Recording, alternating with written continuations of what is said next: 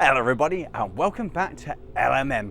And today, well, it's new vehicle day and that's something quite exciting, but for once it's not me who's bought something, which also means that what's been bought actually works. And we've come to the great outdoors to reveal Matt's new purchase, which is this. Now this thing has been on Matt's want list forever. Yes, this is the 4x4 I've always wanted. I love every single generation of Jimny, and this one in particular is my absolute favourite. It's the SJ413, or as you might know it in the States, the Samurai. Which is a good name for a car. Now, you may be looking at this and thinking, that's in a slightly, well, LMM condition. Yeah. And, well, yes, funnily enough, this is not its original colour. However, this is NATO green, and I think the car is going to stay it. I mean, there's some parts of it which still need to go into NATO green, but I just like it too much for it to not be in this colour now. It wears it remarkably well. It's just a mini Landy, isn't it? It is. It looks like a mini Landy. And this has kind of come back. We have talked about doing things like green laning for a very long time, especially since the Gypsy video. And if you haven't seen it, there's a link coming up now to see that, where we went, this is fun. But when you're driving somebody else's vintage vehicle, you have to be a bit more careful than you can with your own. Yes, there's that horrible feeling of having to phone them up and be like, hi, I took it off-roading and it's upside down now. Whilst we don't want to do something like that with this, it does mean we can take it more places and do more with it. And it's just dinged up enough that you're not overly cautious about what you're doing with it. I mean, we don't want to damage it, but it's at that stage of, this is perfect for off-roading. I mean, there's something... If you scratch it on a bush, you don't mind too much. Well, yeah, exactly. And there's some things we need to do to it, like you want to bring the wheels out slightly, I think, to stop it falling over. The notorious issue with these was that the wheels could do with being a little bit further out, and they actually were on the later vehicles. So people normally recommend a 25mm spacer on each corner, just to pop the wheels out a bit. It might then get a lift kit at some point, but not a necessary thing for it right now. Which is, I mean, the lift kit will make it a bit more off-roading, and it needs a winch. It needs a winch on the front to be a proper. Just need a winch just to look right, yeah.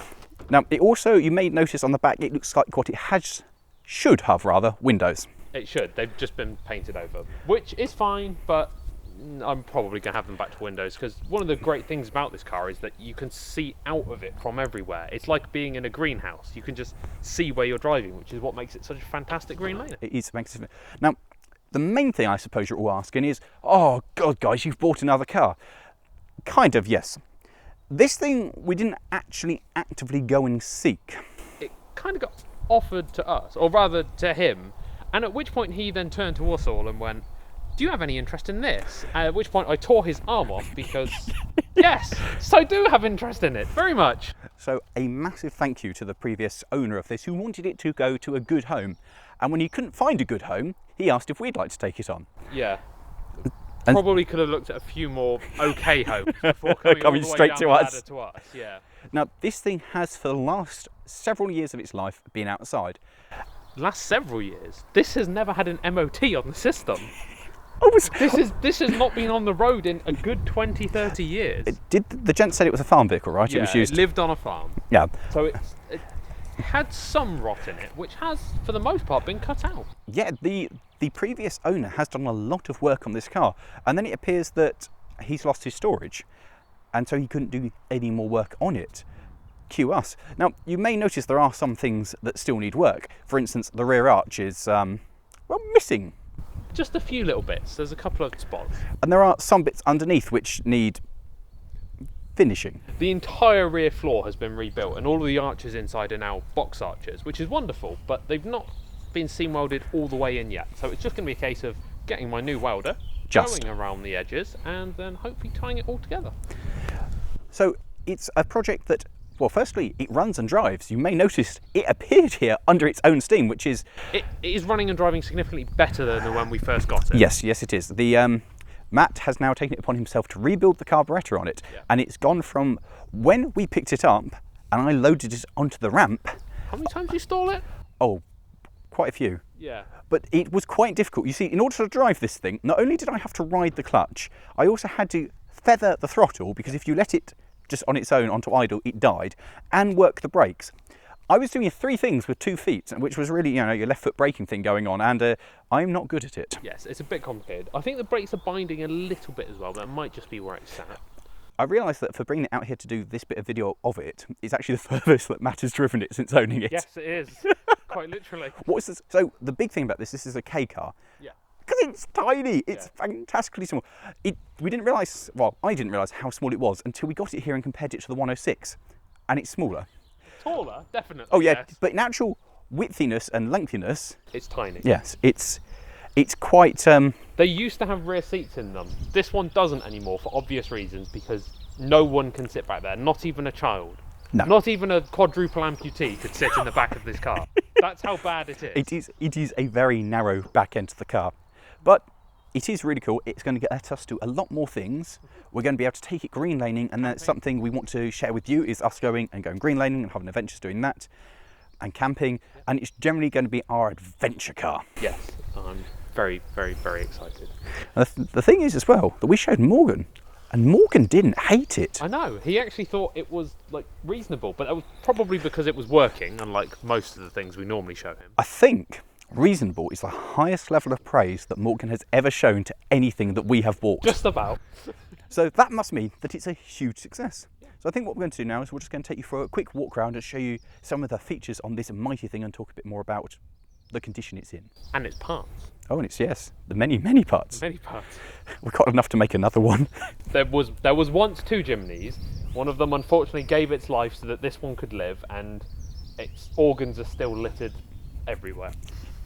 The guy who sold it, the packing job he did of fitting an entire car Of the Jimny into the back of this was magnificent. But yeah, right, let's have a look round. Right. So, the most obvious thing you might notice across the front here is that it looks like there should be something in this kind of area. Yeah, but like literally every 4x4 does this. You take away the bottom of the grille and you build your own bash bar on the front. You mount your spotlights and your winch and everything that's tied together. This is proper. I like the fact that we can point at the skies. So you can angle them. So like if you're going down a hill or something, you'd be like, oh, I want to see further down the hill. Right. Or you can be like, damn you planes, and blind them from the ground. Or it's because the bolts are just loose and I need to tighten them up. Heck a bit. I particularly like these bits with the side lights. Yeah, I'm going to make a bracket to mount those on, because I believe this was a temporary solution just to hold them in place. I kind of want to keep it. It's very LMM.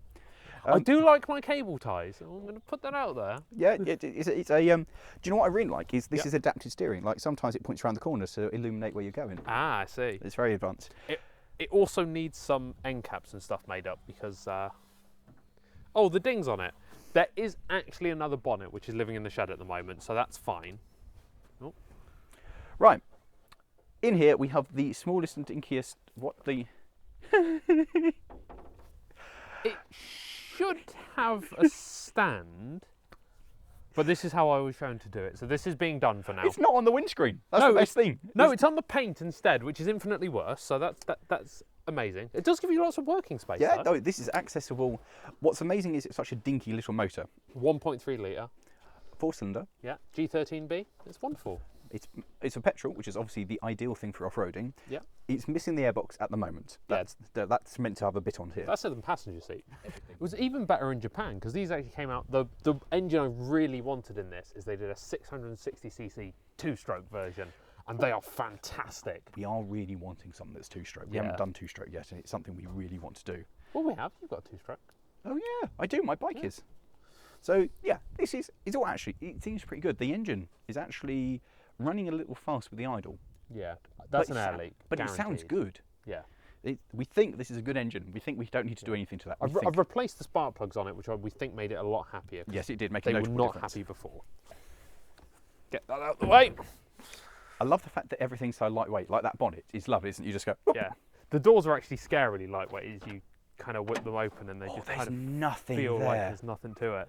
Now, things I do like, I love the door cards on this, which is just a piece of fabric slapped on. How far does that go back? Are there meant to be door straps on that? Maybe. I like that. I really like the interior on this. It's just, it's I don't know. It's peak 80s. It is. It's very beige. It's very grey. I think it probably wasn't beige and grey before. I think dirt has made it beige and grey. Yes, that's not a stock colour, is it? That is a dirty colour. Oil, grease and dirt has made it that colour. I really like the dash though. I love the dash and all of the round holes in instrument it. Yeah, clusters, yeah. it's really pretty. It's that wonderful retro feel. And the best thing is, right in here, there is a handhold, so your poor passenger can hold on for dear life, going as you're going nearly 40 degrees sideways, which is it's fantastic. But it is a proper off-roader, isn't it? It's got what have we got with it? You've got low range and high range, 2-wheel drive and 4-wheel drive selectable. And then can we lock the front diff as well? No, so you can't lock it. It's got locking wheel hubs on it, but that's just so if you're in 2-wheel drive mode, you can disengage the drive shafts on here, which then means you're not burning quite as much petrol. That's it. Well, you knew it had something, but I didn't know what it were, you see. Yeah. I would like to get an air locker diff for the rear, just because then you can always have at least 3 wheels driven, but I'm debating it. There's a lot of potential with this. Now, we're thinking at the moment, because it's a bit Spartan in here, a little Spartan. Yep. Matt's come up with a clever plan. Yeah, so I've got carpets for it and rear seats, but the rear seats do nothing, and the carpets they're a bit grotty.